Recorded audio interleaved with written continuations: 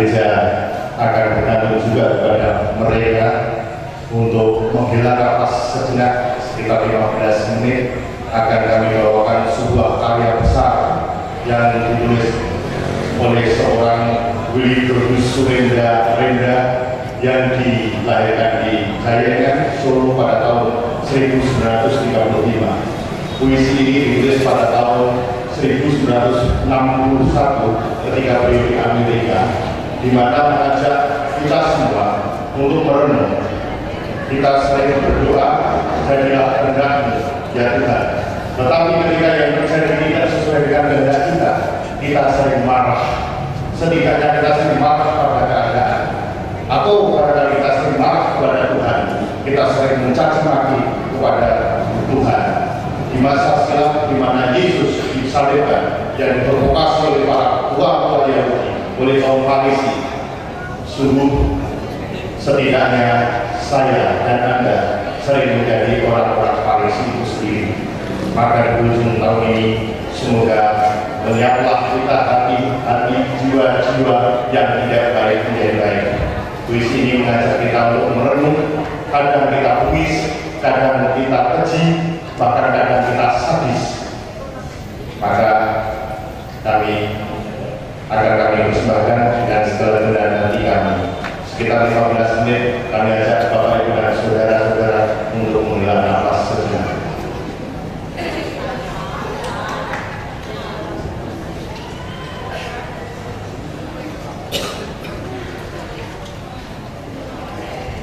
Khotbah fantastis. Di satu minggu siang yang panas, di gereja yang penuh orangnya, seorang padri muda berdiri di mimbar. Wajahnya molek dan suci, matanya manis seperti mata gereja. Dan ia mengangkat kedua tangannya, lalu berkata, "Sekarang kita bubaran. Hari ini khotbah tak ada." Orang-orang tidak beranjak. Mereka tetap duduk rapat berdesak. Ada juga banyak yang berdiri. Mereka kaku, tak mau bergerak. Mata mereka menatap bertanya-tanya, mulut mereka menganga. Berhenti berdoa, tapi ingin benar mendengar.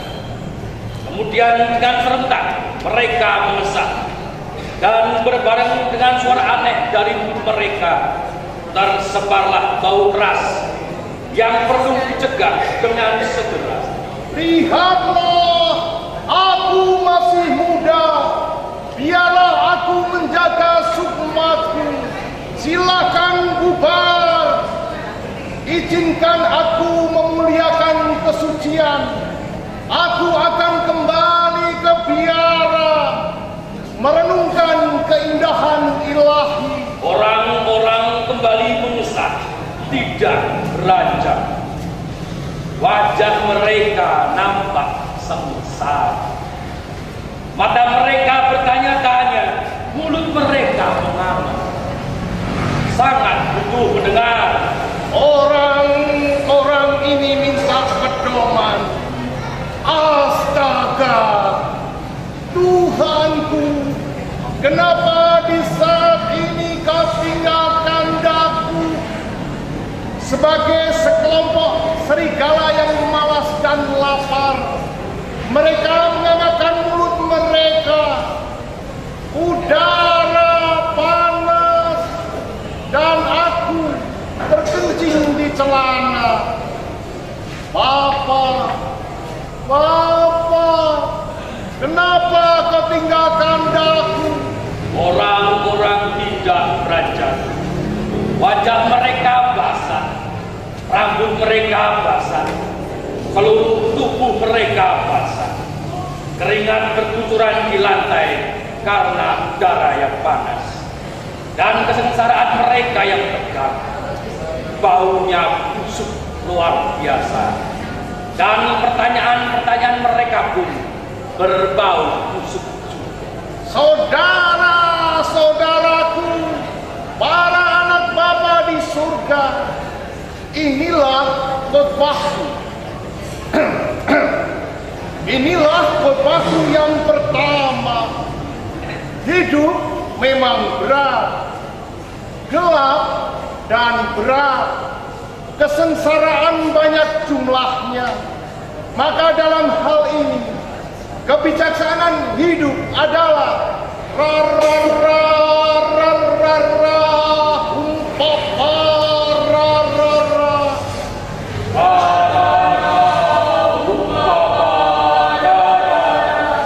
tengoklah kebijaksanaan kadal, makhluk Tuhan yang juga dicintainya. Meniaraplah ke bumi, karena lihatlah, sukmamu terjepit di antara batu-batu. Hijau, lumutan, sebagai kadal, sebagai ketonggeng. Umpama, orang-orang serentak bersuara.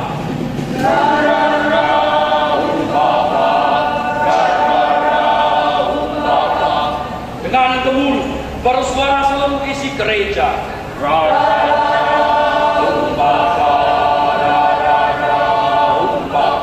Kepada kaum lelaki yang suka senapan, yang memasang panji-panji kebenaran di mata bayonetnya, aku minta dicamkan bahwa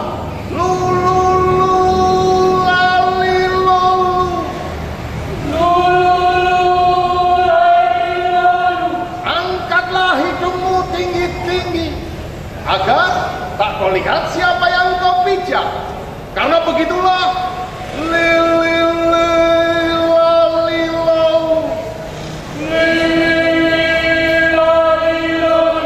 bersihkan darah dari tanganmu agar aku tak gemetar. Lalu kita bisa duduk minum teh sambil ngomong tentang derita masyarakat atau hakikat hidup dan mati. Hidup penuh sengsara dan dosa. Hidup adalah tipu muslihat. La la la li li li la li la la. Jadi marilah kita tembak matahari, kita bidik setepat-tepatnya. Dengan gembira, orang-orang menyambut bersama.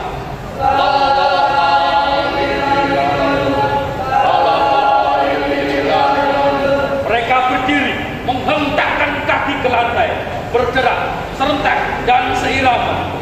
Suara mereka bersatu.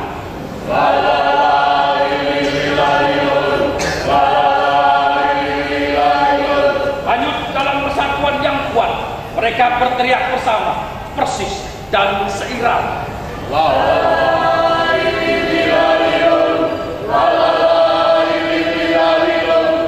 Maka kini kita hidup kembali. Darah terasa mengalir dengan derasnya di kepala, di leher, di dada, di perut, dan di bagian tubuh lainnya.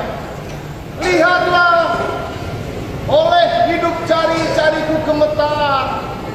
Darah itu bong bong bong. Darah hidup bong bing bong. Darah hidup bersama bong bing bong bong. Hidup beramai-ramai. Darah bergaul dengan darah.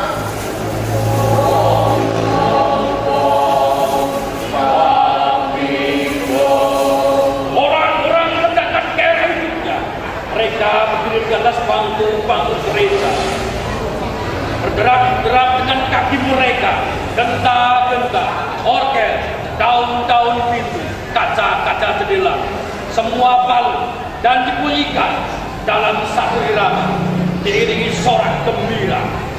Bong bong bong bong bing bong. Cinta harus kita muliakan. Cinta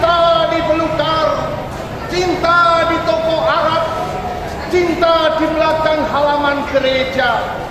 Cinta itu persatuan dan tralala,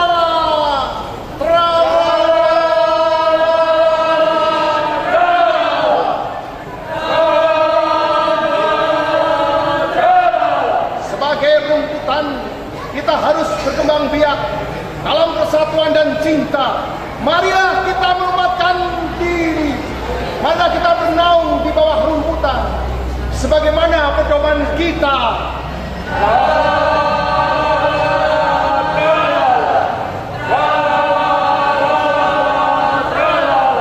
Seluruh isi gereja pun mereka mulai menari, mengikuti satu irama. Mereka saling menggosok-gosokkan kuku mereka, lelaki dengan wanita, lelaki dengan lelaki, wanita dengan wanita, saling menggosok-gosokkan tubuhnya.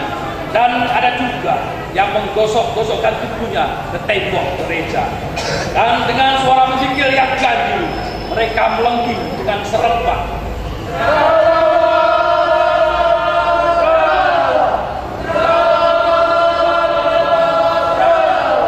Melewati Nabi Musa yang keramat, Tuhan telah berkata, jangan engkau mencuri. Pegawai kecil, jangan mencuri tulang-tulang ayam goreng. Para pembesar, jangan mencuri bensin. Dan gadis, jangan mencuri perawannya sendiri. Tentu bahwa mencuri dan mencuri ada bedanya. Artinya,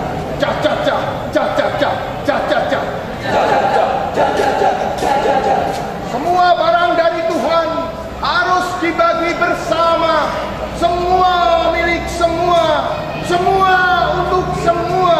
Kita harus bersatu, kita untuk kita. Inilah pedomannya. Sebagai binatang orang-orang bersorak,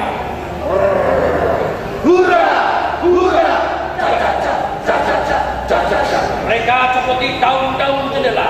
Mereka ambil sebuah isi gereja, kandelabra, tirai, permadani, barang-barang perak, dan patung-patung perhiasan permata. Itu nyanyi mereka. Ulang-ulang diserukan seluruh gereja rontok. Binatang-binatang yang basah, berkeringat, dan deras napasnya berlarian kian kemari. Lalu tiba-tiba terdengar lengging jerit perempuan tua.